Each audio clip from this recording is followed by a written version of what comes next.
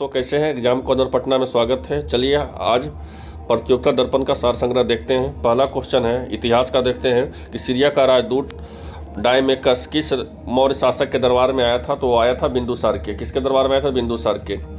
अकूबत उन इस्लाम मस्जिद का निर्माण किसने किया है? तो वो कुतुबुन ऐबक ने किया है। किरौरी शब्द किसने प्रशासनिक व्यवस्था के राजस्व अधिकारी के लिए प्रयुक्त होता था? तो वो शेर शाह के शासन में प्रयुक्त होता था।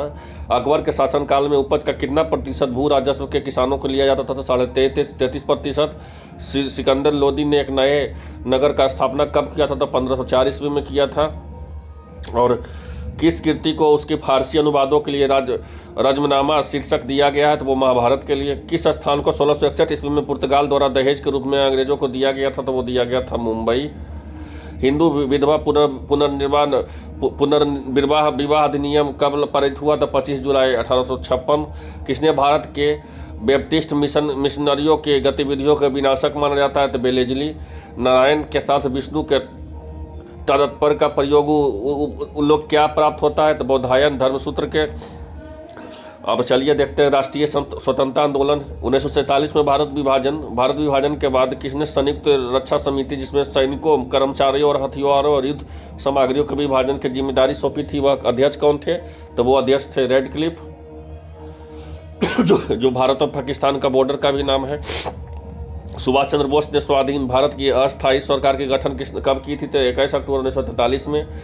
The ideal of human unit का नामक पुस्तक किसने लिखी थी? तो वो लिखी थी अरविंद घोष। भारतीय राष्ट्रीय कांग्रेस के उदारवादी युग में भारतीय गोल्ड स्टैंड के उपाधि किसे मिला? दादा भाई नौरोजी को। पाकिस्तान की मांग मुस्लिम लीग के द्वारा किस वर्ष किए गए? तो 1940 में। जब सुभाष चंद्र बोस ने भारतीय राष्ट्रीय कांग्रेस से इस्तीफा दे दिया तो उस सीट के लिए किसका नाम प्रस्तावित किया गया? तो राजेंद्र प्रसाद।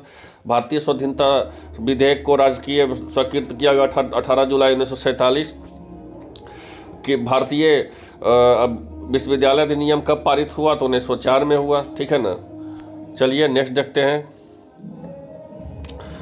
मुझ पर किया गया लाठी का एक एक प्रहार ब्रिटिश साम्राज्यों का कफन और कील के बनकर रहेगा, कि कौन बोले हैं? तो लाला लाजपत राय। लंदन में ब्रिटिश साम्राज्य द्वारा प्रथम गोलमेज सम्मेलन कब हुआ? तो 1930। 31-32 3 गोलमेज सम्मेलन हुआ है। पहला हुआ है 1930 में, फिर 31 में, फिर 32 में, याद रखिएगा। चलिए राज व्यवस्था पे आते हैं।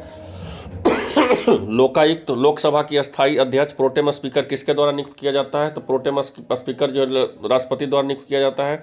लोकसभा के अध्यक्ष के रूप में किस प्रकार का पद के हटाया जा सकता है? तो लोकसभा सदस्यों द्वारा साधारण बहुमत से पारित किया करके। वह कौन सा अधिकार है जो भारतीय सरकार के वित्तीय लेन देन को लेखाकारण की जिम्मेदारी करता है? तो वह नियंत्रण एवं महालेखन परीक्षण। 42वां संशोधन द्वारा संविधान के किस अनुच्छेद के मौलिक कर्तव्यों को जोड़ा गया है? तो अनुच्छेद 51 ने। किस कमीशन द्वारा भारत सरकार अधिनियम 1919 के द्विशासन पद्धति बदलाव किया गया? सिफारिश? तो साइमन कमीशन। जब मंडल बनाया गया तो उस समय प्रधानमंत्री कौन थे? तो वो थे उस समय थे मोरारजी देसाई थे। पाकिस्तान में आकर भारत की नागरिकता प्राप्त करने के संबंध में प्रावधान के वर्णन निम्नलिखित में से किस अनुच्छेद में किया गया? अनुच्छेद 6 में। किस अनुच्छेद के तहत संसद के नागरिकता के संबंध में कानून बनाने का अधिकार है? तो अनुच्छेद 11। भारतीय संविधान में सम्मिलित नीति निर्देशक तत्वों का प्रेरणा किससे मिली? तो आयरलैंड से। स्वतंत्र भारत की लोकसभा का पहला अध्यक्ष कौन थे? तो जीवी मामलंकर थे। चलिए भूगोल पे आते हैं।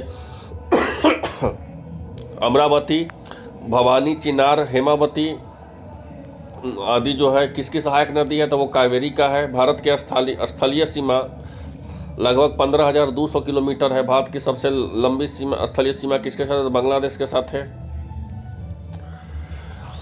भारतीय नेक्स्ट क्वेश्चन देखते हैं कि ब्रह्मपुत्र नदी भारत के प्रवेश करने के समय में किस स्थान पर यू टर्न लेती है? तो नामचा बर्मा।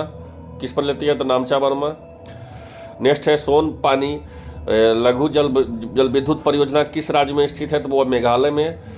केटू चोटी किस पर्वत श्रृंखला से संबंधित है? तो काराकोरम श्रेणी। अलमटी बांध किस राज्य में स्थित है? तो कर्नाटक। भारत के किस राज्य में विश्व के दूसरे सबसे बड़ा थोरियम का भंडार है? तो केरल।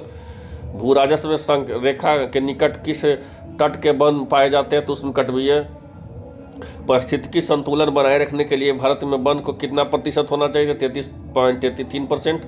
स्वच्छ जल व जलवायु समुदाय में लैंटिक आवास का क्या उदाहरण है? तालाब और दलदल। चलिए, अपशिष्ट प्रबंधों की किस विधि में ठोस अपशिष्ट ऑक्सीजन की उपस्थिति के कारण रासायनिक रूप से विघटित होता है? तो यूरिलिसिस। एक प्रकार के माइक्रोस्कोपी द्वारा जिसका आकार 1 मिलीमीटर से कम होता है, जो सौंदर्य प्रशासन गतिविधि देखभाल उत्पादों को प्रक्रिया को उत्पन्न करता है, उसे क्या कहते हैं? तो उसे कहते हैं कि माइक्रोकोवेंडियंस। क्षोभ के से मिलने वाली ग्राउंड लेवल का ओजोन को क्या बोलते हैं? तो बैंड ओजोन। गुलाबी कबूतर का एक समस्थानिक प्रजाति कौन होता है? तो मॉरिशस के होता है। मैस्क्रीन द्वीप। पर्यावरण संरक्षण आंदोलन के सहायक पुस्तक के साइलेंट स्प्रिंग किसके लेखक हैं? तो रसेल कार्सन का।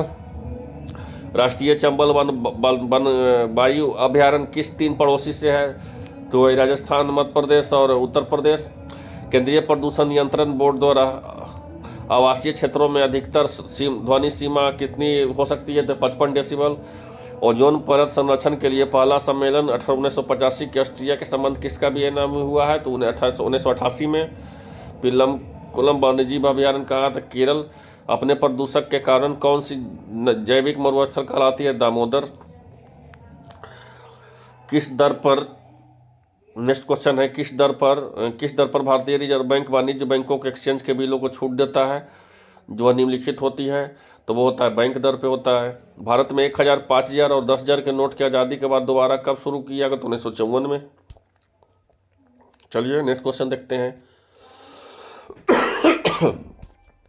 कि कौन सी समिति में पहली बार LIC के निजीकरण के पुनर्गठन का सिफारिश किया है? तो मल्होत्रा सब कमेटी।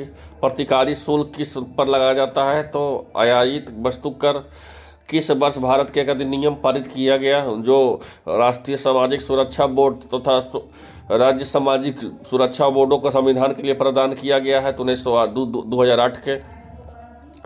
बैंकों के ग्राहकों की शिकायतों का निदान करने के लिए बैंकिंग लोकपाल योजना कब शुरू किया गया? तो बैंकिंग लोकपाल योजना शुरू किया गया 14 जून 1945 में।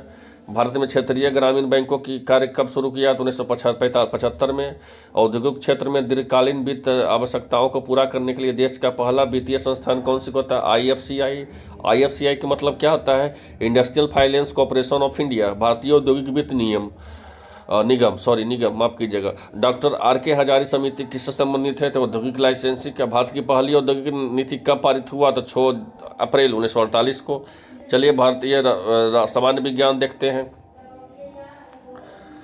कि किस परमाणु से रासायनिक व्यवहार निर्भर करता है, जिस पर न्यूक्लिया के चारों ओर घूमता है इलेक्ट्रॉन की संख्या को। किस तत्व के रासायनिक गुण निर्भर करता है? तो परमाणु संख्या पर। ऋणावेशित परमाणु के प्रोटॉन की संख्या क्या होता है? परमाणु के इलेक्ट्रॉन की संख्या से कम होता है। नाभिकीय विघटन के दौरान सिद्ध श्रृंखला अभिक्रिया को नियंत्रण करने के लिए न्यूट्रॉन द्वारा अवशेषण करने के लिए कौन सा होता है? बोरॉन होता है। किस भित्तियों पर रक्त डाले गए दवाओं के लिए रक्त दाव होता है? तो धमनी होता है। मलेरिया का मुख्य कारण क्या होता है? प्रोटोजोआ होता है। इंसुलिन का नेक्स्ट देखते हैं क्वेश्चन कि इंसुलिन का निर्माण शरीर के किस अंग में होता है? तो होता है अग्नाशय में होता है। शरीर में हेमोग्लोबिन का अर्थ क्या होता है? तो ऑक्सीजन का परिवहन होता है। जब कोई व्यक्ति चंद्रमा पर उतरता है तो उसके शरीर में क्या होता है? भार घट जाता है और मात्रा अपशिष्ट रहती है। तैराक को नदी के मुकाबले समुद्र में तैरना क्यों आसान लगता है? क्योंकि समुद्र पानी का घनत्व जो होता है पानी से ज़्यादा होता है। चलिए, शिक्षा और बाल विज्ञान, इससे तो कुछ पूछा नहीं जाता है। चलिए, सिर्फ खेलकूद देखते हैं। खेलकूद का देख लेते हैं कि नेक्स्ट क्वेश्चन कि DCM ट्रॉफी का संबंध किससे है? तो फुटबॉल से है। सबसे पहले किस भारतीय टेनिस खिलाड़ी को ओलंपिक पदक के नाम दिया गया था? लिएंडर पेस। ओलंपिक में भाग लेने वाली भारत की ओर से पहली महिला का नाम मेरी लीलारो। नेटबेस ट्रॉफी किस खेल से संबंधित है? क्रिकेट से। सर्वप्रथम राजीव गांधी खेल रत्न पुरस्कार हासिल करने वाले सचिन तेंदुलकर भारतीय टेस्ट क्रिकेट की टीम में प्रथम कप्तान? तो CK नायडू। नेक्स्ट देखते हैं क्वेश्चन कि भारत में स्थित शिवाजी स्टेडियम किस खेल से संबंधित है? हॉकी से। ओलंपिक म्यूजियम कहाँ स्थित है? स्विट्जरलैंड। बनाम किस खेल से संबंधित है? फुटबॉल।